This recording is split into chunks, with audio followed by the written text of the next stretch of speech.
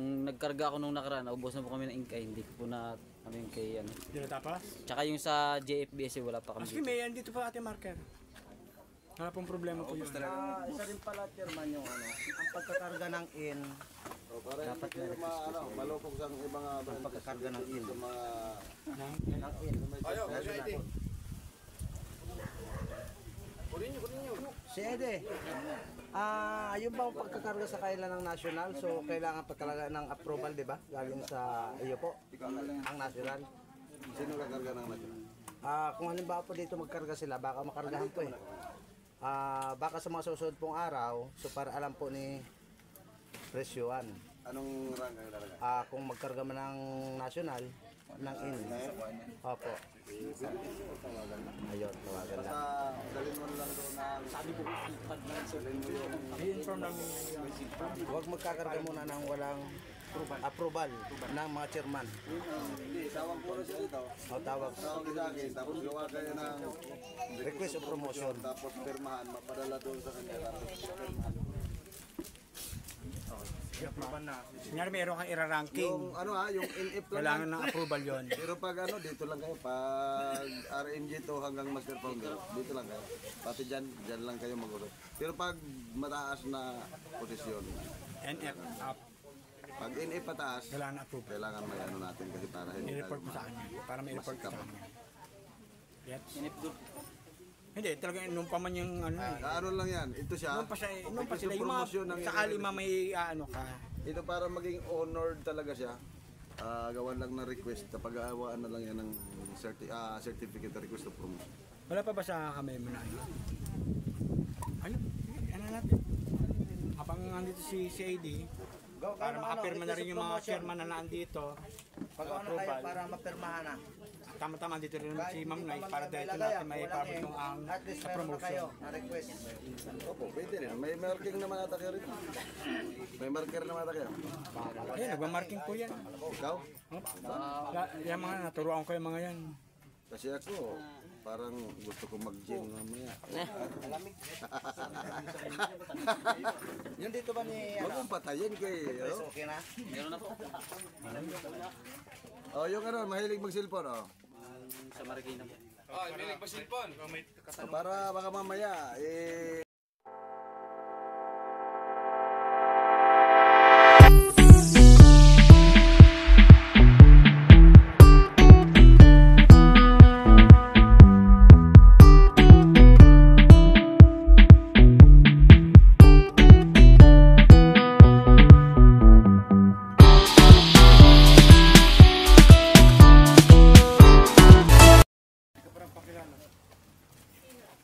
kilala na daw siya eh. Kilala na daw siya. Okay, good morning. Good morning po. Sa mga hindi po guardians, magandang hapon po kasi mag-alauna na. Sa guardians, good morning. Sa guardians po kasi walang gabi, always morning. Yun po ang password kapag kausap po natin yung guardians ay always morning. Kaya mapapansin nyo bakit laging good morning sa kanila. Kaya paminsan ito po itinuturo lamang sa mga kapwa nating guardians, hindi itinuturo sa bata. Kasi pag tinuro natin sa bata, sabihan man tayo ng ating anak na baliw na ata to si Papa, baliw na ata to si Mama, bakit good morning na andito alas 12 ng gabi na. Yun po, dito po sa inyo, sa inyo pong bilang, halos sa dalawa, simula po sa kay CNP Yuhan, isa, dalawa, tatlo, apat, lima, anim, pito, walo, siyam. Maaari na problema kayo kung paano dumami. Tama? Pero napakabilis lang dumami kung atin pong imamarites yung atin pong kagandahan sa atin pong kapatiran. Naikot ko na po ang paikot-ikot po sa Luzon, Visayas, Mindanao. At kung mapapansin, siguro napapansin po ni CNP Yuhan na hindi lang po dito sa Pilipinas, kundi abot na po sa ibang bansa. Bahrain,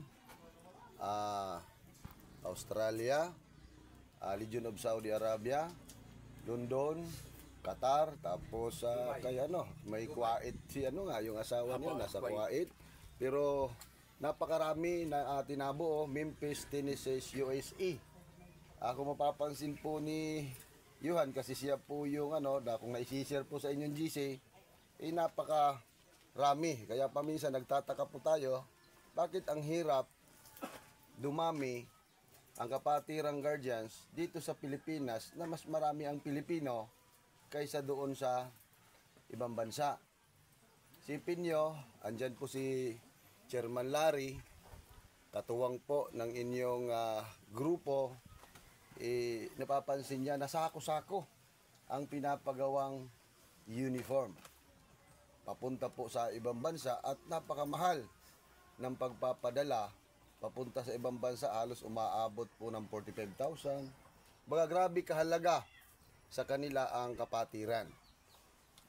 Dito naman sa atin, sa Pilipino, kung mapapansin nyo, na napakasarap kapag kahit mayaman ka, pag nakatanggap ka ng tulong galing sa kapatiran, una-una, mayroon po tayong tulungan sa mga active na atin pong kapatid. Paano makikilala ang active na atin pong kapatid? Siyempre, mayroon pong i-release ang atin pong chairman ng mga ID.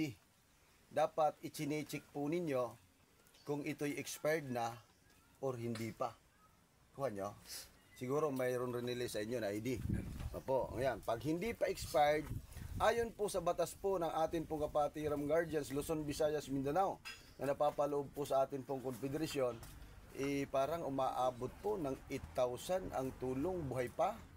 Natutulungan na ang atin pong kapatid kapag umaabot po ng 24 hours sa hospital. Na-confine, kung baga. Kapag na-confine yung ating kapatid, ay mayroon pong natatanggap na tulong. Ang tanong, paano po magamit po natin yung ating pong ID? Sa ID po natin ay binibigay po ni Chairman Nash, ay mayroon pong mga tinatawag po na beneficiary. Halimbawa po, may asawa ka na, Noy? Ha? Meron na po. Mayroon ka na asawa. Ilan na po ang anak mo? Wala pa nga. Naasawa ka pa lang. Ibig sabihin, ang kanyang asawa ay saklaw na. Si tatay, ilan na tatay ang anak mo tayo? Ako? Opo. Isa lang dito. Isa lang dito. Delikado. Marami. Okay, sino ba? Ikaw kaya? Ikaw kapatid? Meron po. Ilan po ang anak? 3. 3, yun.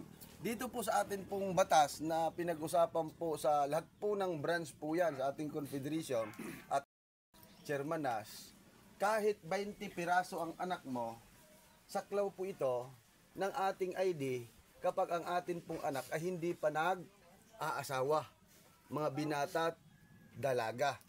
Kapag ang atin pong anak ay nag-asawa na, hindi na po ito saklaw. Kailangan na po natin encourage ang ating anak na nag-asawa kasi isa na po siyang, anong tawag doon? Pamilya na siya. Kaya isang na siya na makapasok sa kapatirang guardian. Kapag ang atin pong kapatid ay binata yung atin pong kapatid na rinilisan po ni Chairman Nas po ng ID, ay ang saklaw niya po ay ang kanyang papa at mama. Yun po ang saklaw niya. Ngayon kung wala na siyang papa at mama, saklaw niya yung kanyang mga kapatid na dalaga at binata.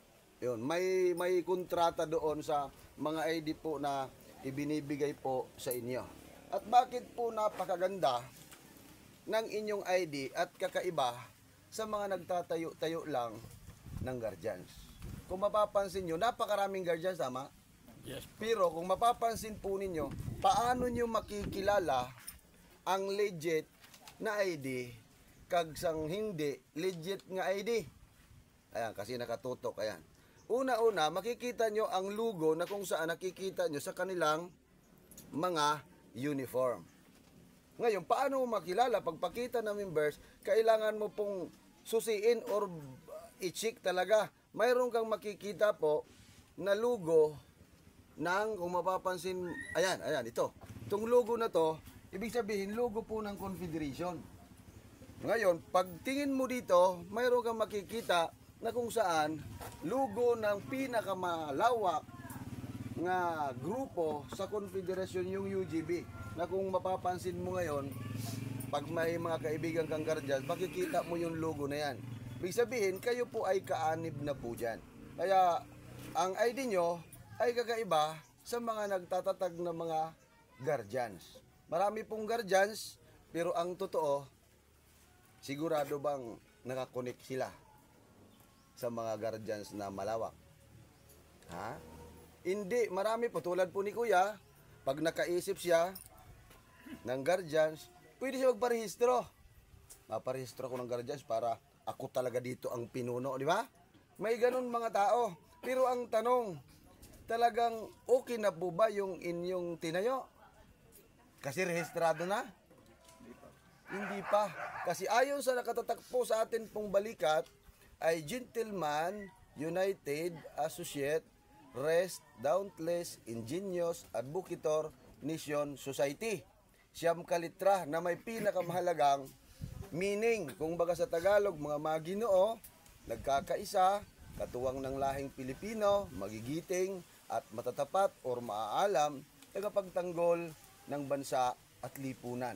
Walang inilalagay sa ating balikat na hindi mahalaga. Kung mapapansin nyo, yung mga binabayarang tatak ng mga tig 3,000, 5,000, 6,000, wala pang, hindi pa uubra sa siyam kalitra na linalagay sa inyong tatak. Kaya kung bakit galit ang ibang pinuno na tawagin, ang tato mo. Di ba nagagalit yung iba? Sino nakapansin? Sino nakaramdam na sinabihan ang tato mo? Sino naka-check na sinabihan yung tato, nagalit yung isang pinuno? O nagalit yung guardian? Sino? Ano sabi? Walang kwenta yan. Oh, yan mo, halimbawa, walang kwenta. Pero di nila alam na yung tatak natin ay napakahalaga. Ngayon, mayroon pong nakaranas na may tatak, tapos sinabihan, tato nyo. Hindi po tato ang tawag. Anong sabi? Karga. Kasi sagrado po ito. Sagrado po itong atin pong karga. Kaya napakahalaga. Pag guardians ka, mapansin mo, parang bago kang pinanganak. Ang saya mo kapag natatakan ka ng guardians, di ba? Sino ang nakaramdam niya nung matataka na? Dapat pinagpatuloy nyo yon na parang dapat ingatan ko talaga to. Kasi napakaganda. Ngayon, nakalagay doon na maginoo, nagkakaisa. Ngayon, kung nagparehistro si Kuya, natupad niya na ba yung pagkakaisa? Hindi pa. Hindi pa.